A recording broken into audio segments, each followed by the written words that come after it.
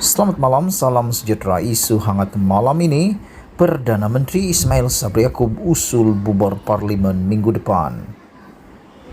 Menurut sumber dalaman, perjumpaan sekumpulan menteri dan timbalan menteri di sebuah hotel adalah untuk memastikan bahawa semua menteri UMNO menyokong usul pembubaran awal Parlimen di mesyuarat Kabinet Rabu depan. Ismail Sabri boleh sahaja bersetuju untuk menghadap Yang di-Pertuan Agong Rabu depan dan meminta Parlimen dibubarkan. Namun Seri Paduka Baginda Tuanku tidak semestinya perlu mencetuskan pilihan raya umum, kata sumber daripada Regi Jesse Retaudin. Ramai bertanya kepada beliau sama ada Perdana Menteri Datuk Seri Ismail Sabri Yaakob akan bersetuju dengan kluster mahkamah dan menasihati Yang di-Pertuan Agong dalam masa terdekat untuk membubarkan Parlimen.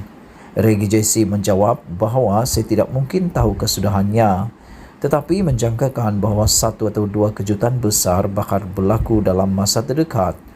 Ini kerana kluster mahkamah hendak Parlimen dibubarkan secepat mungkin dan saya jangkakan Ismail Sabri akan ditekan untuk menghadap Yang di-Pertuan Agong seawal Rabu depan untuk meminta Parlimen dibubarkan. Apakah itu sebabnya sekumpulan menteri dan timbalan menteri UMNO berjumpa semalam? Menurut sumber dalaman, perjumpaan itu adalah untuk meyakinkan sekumpulan menteri dan timbalan menteri yang kurang bersetuju dengan pembubaran awal Parlimen agar usul tersebut disokong oleh semua menteri UMNO. Ini untuk memastikan bahawa mesyuarat Kabinet yang membincangkan pembubaran awal Parlimen akan mendapat sokongan majoriti. Adakah Ismail Sabri tertekan untuk mencetuskan pembubaran Parlimen? Nampaknya begitulah. Sebagai syarat menyokong pembubaran awal Parlimen, Ismail Sabri boleh sahaja menuntut kepastian daripada Datuk Seri Dr. Ahmad Zahid Hamidi, mungkin dalam bentuk hitam putih bahawa dia akan menjadi calon tunggal Perdana Menteri jika Barisan Nasional memenangi pilihan raya umum ke-15. Namun Zahid boleh menolak tuntutan ini dan memberikan kata putus kepada Ismail Sabri, sama ada secara pribadi atau sebagai wakil kluster mahkamah untuk mencetuskan pembubaran Parlimen dalam masa terdekat. Andai kata Zahid berbuat demikian dan andai kata Ismail Sabri mengingkari Zahid, kluster mahkamah boleh membuat salah satu daripada beberapa perkara berikut, antaranya memasukkan perjanjian dengan Datuk Seri Anwar Ibrahim dengan persetujuan bahawa Anwar akan menjadi calon Perdana Menteri dalam tempoh tertentu selepas pilihan raya umum ke-15. Syaratnya, Pakatan Harapan perlu segera membatalkan MOU bersama kerajaan dan bersetuju untuk membentuk kerajaan bersama Barisan Nasional selepas pilihan raya umum ke-15. Menunggu sehingga 31 Julai 2022, iaitu tarik luput MOU sebelum menarik sokongan terhadap Ismail Sabri bagi menumbangkan kerajaan adalah pilihan yang kedua. Dalam kedua-dua senario ini, Ismail Sabri tidak akan menjadi calon Perdana Menteri Barisan Nasional. Namun, Zahid sendiri tertekan kerana jika kluster mahkamah menumbangkan kerajaan pimpinan Ismail Sabri, Yang di-Pertuan Agong boleh memilih untuk tidak mencetuskan pilihan raya umum dan sebaliknya menubuhkan mageran. Atas sebab itulah kluster mahkamah terdesak untuk memastikan bahawa mesyuarat Kabinet yang membincangkan pembubaran awal Parlimen akan mendapat sokongan semua menteri UMNO. Saya difahamkan ini bagi meningkatkan tekanan terhadap Ismail Sabri untuk mencetuskan pembubaran Parlimen dan meningkatkan kemungkinan diadakan pilihan raya umum. Barangkali itulah sebabnya Datuk Seri Najib Tun Razak mengadakan program mengejut di Pulau Pinang dan mengarahkan sekumpulan individu untuk menyambut kedatangan beliau. Pada pendapat saya, ini adalah propaganda untuk meyakinkan Yang di-Pertuan Agong bahawa pilihan raya umum perlu diadakan segera kerana Barisan Nasional terlalu kuat sehingga mampu menjinakkan DAP di Pulau Pinang. Siapakah calon Perdana Menteri kluster mahkamah? Menurut sumber, kluster mahkamah mahukan sama ada Datuk Seri Najib Tun Razak atau Datuk Seri Muhammad Hassan menjadi calon Perdana Menteri. Disebabkan itu, Zahid tidak mampu memberikan sebarang kepastian kepada Ismail Sabri bagi jawatan berkenan. Adakah Ismail Sabri mempunyai pilihan lain pula? Ismail Sabri boleh sahaja bersetuju untuk menghadap Yang di-Pertuan Agong selepas mesyuarat Kabinet Rabu depan dan meminta Parlimen dibubarkan. Namun, Seri Paduka Baginda Tuanku tidak semestinya perlu mencetuskan pilihan raya umum. Sebaliknya, Yang di-Pertuan Agong boleh memilih untuk menubuhkan mageran selepas membubarkan Parlimen atau menolak nasihat Perdana Menteri dan mengisytiharkan darurat politik.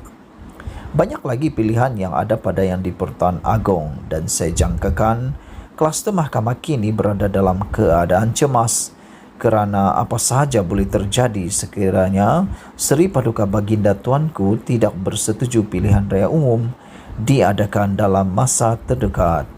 Sumber dipetik daripada thethirdofforce.net. Sekian isu hangat petang ini. Jangan lupa tinggalkan komen anda, sila tekan butang subscribe dan kita jumpa lagi. Bye-bye. Mai sini. Ada gosip nak aku beritahu kepada kamu semua. Dengar-dengarnya ada beberapa orang ahli parlimen, kabinet, menteri dan timbalan menteri yang diarahkan supaya letak jawatan. Siapa orangnya? Ikuti terus ulasan ini. Mai sini, aku nak cerita dengan kamu semua dulu.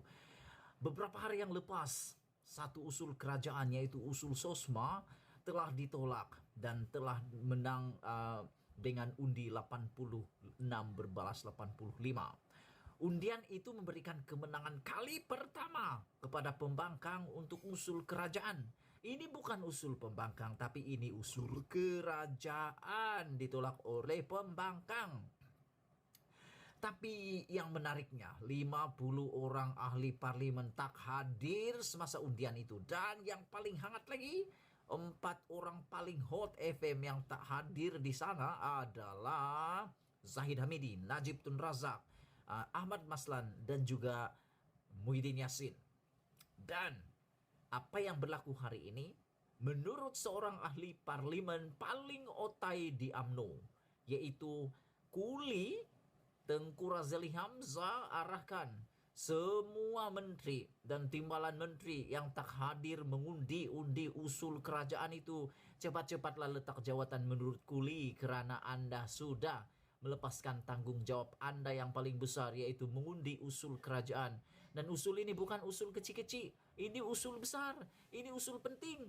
Ini bukan usul sekadar usul biasa, ini bukan usul tentang jual kari pap, ini bukan tentang usul tentang jual mie goreng ke apakah. Ini soal keselamatan negara. Tapi menurut beberapa orang penganalisis politik, pemerhati politik, mereka seperti tidak mengambil berat tentang peranan SOSMA ini. Jadi selepas ini, kalau SOSMA ini luput pada bulan Julai nanti, bermakna Malaysia sudah tidak ada undang-undang untuk lagi seperti ISA. Nah, jadi ini satu berita yang agak mengecewakan kita. Menurut Kuli, sepatutnya menteri-menteri ini, timbalan-timbalan menteri ini yang masuk dalam kabinet Ismail Sabri Yaakob patut dipecat kerana tidak melakukan tanggung jawab mereka yang sepatutnya. Mereka tidak mengundi, dan menurut Hamzah Zainuddin dalam pendedahannya petang tadi, ada beberapa orang yang waktu pembentangan, waktu perdebatan, waktu pembentangan soal isu SABSOSMA ini mereka ada dalam dewan, tapi menjelang pengundian tiba-tiba mereka keluar dewan dan tidak muncul-muncul lagi dan hilang entah kemana, menjadi hantu ke apakah. Itu yang dicakap oleh Hamzah, dan menurut Hamzah mungkin mereka tak suka dengan dia sehingga mereka tak nak mengundi. Akhirnya kerajaan kalah. Jadi saya memang setuju juga dengan Kuli. Kalau menteri, timbalan menteri yang sepatutnya tanggung jawab mereka menentukan dasar keselamatan negara, undang-undang negara ini, patut mengundi, patut menentukan nasib rakyat ini. Kalau mereka secara sukarela letak jawatan, itu yang terbaik. Menurut Kuli, mereka patut bertanggung jawab, cepat-cepat letak jawatan, kerana mereka sudah melupakan tanggung jawab dan mereka gagal menjalankan tugas mereka sebagai ahli parlimen yang mengundi Dan kenapa tidak hadir kita pun tak tahu. Ada beberapa orang yang sudah memberikan penafian kenapa mereka tidak hadir. Salah satu orang yang paling top adalah Kuli. Kuli katakan, Kuli pula, Ahmad Maslan. Ahmad Maslan mengatakan beliau tidak hadir kerana Anda tahu apa masalah dia? Dia tak tahu ada pengundian. Biasalah, itulah Ahmad Maslan kan. Dia memang ada jawaban yang paling luar biasa. Nasib baik dia tak bagi pantun. Kalau dia bagi pantun lagi lah hebat kan. Jadi Ahmad Maslan katakan dia tak tahu ada pengundian itu sebab dia tak buang undi. Najib pula katakan dia tak dapat mengundi kerana dia ada di parlimen. Tapi ada satu cebisan tweet yang mengatakan bahawa beliau aku lupa sudahlah apa yang dia cakap tu dan macam terkantoi pula. So itu isu hangat petang ini. Sebelum kita berpisah, sila tinggalkan komen kamu. Adakah Anda bersetuju dengan Kuli yang mengatakan perlu menteri dan kabinet tidak bertanggung jawab ini yang menyebabkan usul kerajaan kali pertama kalah di Dewan Rakyat. Ini rekod Malaysia tahu. Gagal dimenangkan. Kuli kata perlu letak jawatan. Ikuti terus berita penuh selepas ini. Tapi sebelum itu tinggalkan komen Anda. Kalau kamu setuju, mereka perlu letak jawatan, tekan butang like, komen, dan share video ini. Kita jumpa lagi. Bongkar jangan tak bongkar, ulas jangan tak ulas, ulas jangan malu-malu, bongkar sampai terlonde. Kita jumpa lagi. Bye-bye.